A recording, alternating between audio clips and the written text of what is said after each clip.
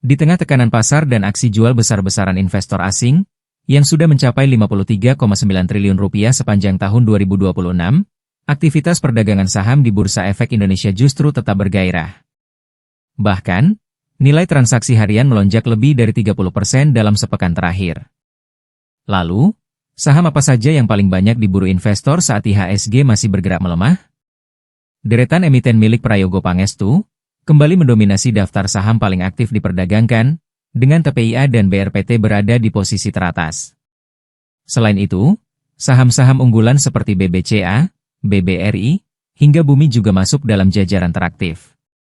Fenomena ini menunjukkan bahwa meski pasar sedang menghadapi berbagai tantangan, minat investor terhadap sejumlah saham tertentu masih sangat tinggi. 众所周知啊，香格里拉对话会为地区国家提供了沟通交流平台，利用这个平台，各国参会代表通过坦诚对话，增进了解，增加互信，共同致力于推动地区稳定繁荣。今天上午啊，美国国防部的部长赫格塞斯在第一场全体大会上做了演讲，我是全程聆听了他的讲话。我注意到赫格塞斯在演讲中啊，提到了前不久中美两国元首的北京会晤以及达成的共识。会后演讲之后呢，也进行了现场的互动交流。所以在正式发言之前呢，我想利用这个机会，对赫格塞斯的演讲做一个简短的回应。从上午会议现场的提问和反应当中，我感受到，前不久中美两国元首的会晤，在这次相会上引起的关注程度是非常高的。这进一步说明，中美关系的稳定不仅有利于两国人民，更有利于地区稳定和世界和平。这一次两国元首会晤的最重要的政治共识，就是同意构建中美建设性战略稳定关系。习近平主席在会晤特朗普时明确指出，建设性战略稳定应该是合作为主的积极稳定，应该是竞争有度的良性稳定，应该是分歧可控的常态稳定，应该是和平可期的持久稳定，为未来3年乃至更长时间的中美关系做出战略指引。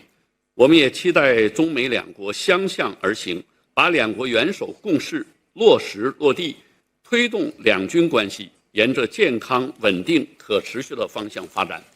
这是我对上午赫格塞斯的演讲做一个简短的回应。下面呢，围绕我们这个平行会议的主题，我做一个发言。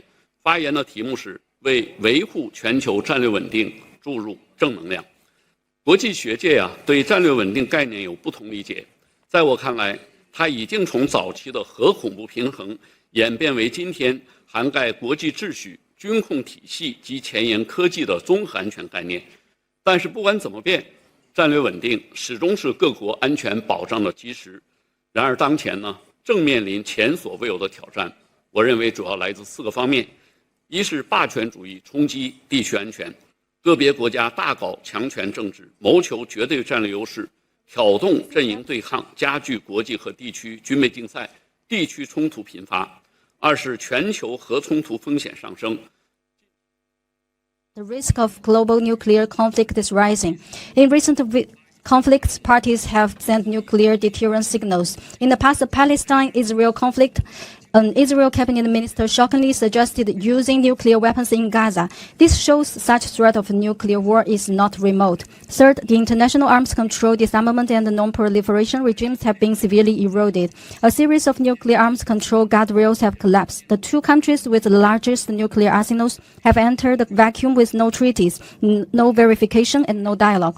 Under the AUKUS Pact, Australia is developing nuclear-powered submarines. Japan is pushing to revise its pacifist constitution and the 3 non-nuclear principles, and seeking to have allies deploy nuclear weapons on its soil.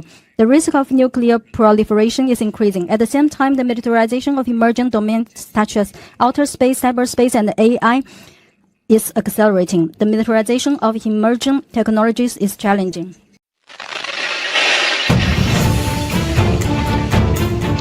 Sebuah drone kamikaze diluncurkan militer Hizbullah dan menghantam sebuah rumah di pemukiman Metula, Israel Utara dekat perbatasan Lebanon.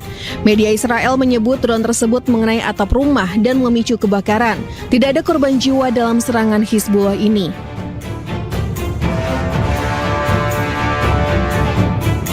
Sementara itu, militer Hizbullah juga merilis sebuah video yang memperlihatkan pasukan mereka menargetkan sebuah tank Merkava Israel di kota Taibeh, Lebanon Selatan. Rekaman tersebut memperlihatkan drone sebelumnya memverifikasi dengan mencocokkan tata letak bangunan, menggunakan citra satelit hingga akhirnya berhasil menghantam tank Israel. Rilisan rekaman terbaru, drone Hizbullah berhasil menghantam markas komando baru Brigade Lapis Baja KE-401 milik militer Israel di Lebanon Selatan. Kolonel Meir Biderman, komando Brigade Lapis Baja KE-401 Israel mengalami luka serius akibat serangan ini. Menurut IDF, Biderman mengalami cedera kepala serius dan untuk sementara digantikan oleh kepala staf brigadenya.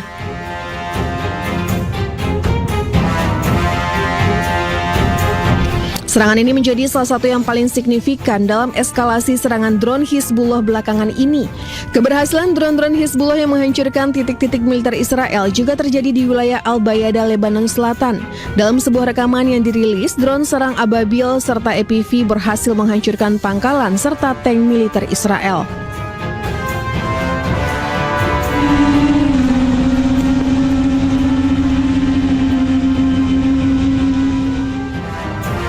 Israel mengakui adanya serangan drone Hizbullah terhadap pangkalan militernya di Al-Bayada. Israel mengklaim dari serangan-serangan tersebut sebagian drone berhasil dicegat. Anda kembali di Breaking News kali ini bersama saya Diandra Mukni. Pemirsa, seorang tentara militer Israel dikejar oleh sebuah drone milik kelompok Hizbullah. Aksi pengejaran tersebut terjadi di perbatasan Shomira, Israel.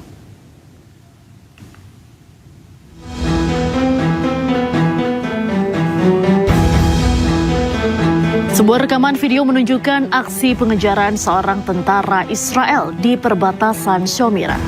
Tentara Israel tersebut terlihat tengah dikejar oleh sebuah drone milik kelompok Hizbullah. Namun hingga kini belum diketahui apakah drone tersebut berhasil mengenai target. Diketahui perbatasan Shomira di Israel Utara berbatasan langsung dengan desa-desa di Lebanon Selatan.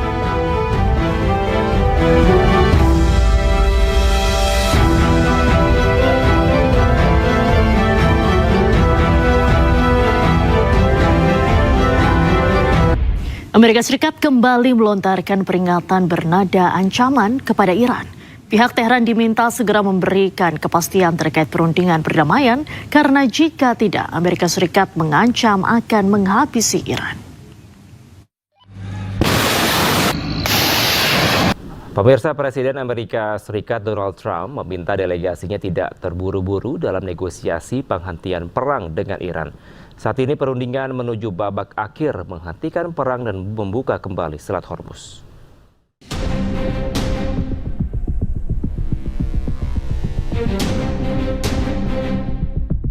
Amerika Serikat selangkah lagi mencapai kesepakatan dengan Iran untuk menghentikan perang yang pecah sejak 28 Februari lalu. Isi kesepakatan ini diproyeksikan akan membuat Iran menyerahkan persediaan uranium yang telah diperkaya milik mereka. Presiden Amerika Serikat Donald Trump menyebut jalanan negosiasi kini berlangsung dengan tertib dan konstruktif.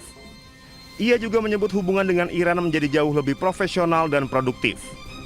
Kerangka kesepakatan yang sudah hampir disepakati ini akan mencegah Iran mengembangkan senjata nuklir dan melepaskan persediaan uranium yang telah diperkaya milik mereka. Mekanisme ini akan ditetapkan lewat pembicaraan Amerika Serikat dan Iran selama 60 hari ke depan. Selain itu, pembukaan kembali Selat Hormuz juga termuat dalam kesepakatan tersebut.